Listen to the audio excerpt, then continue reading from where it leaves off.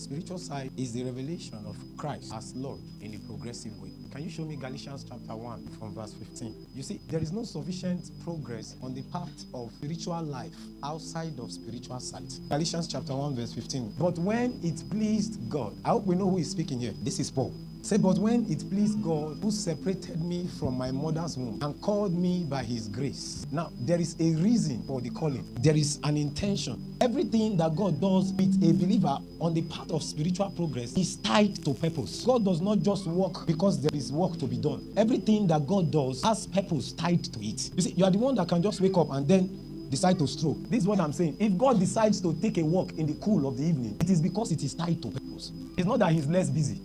So he's saying here that there is a reason, there is a purpose that is tied to my calling. Can you show me the next verse?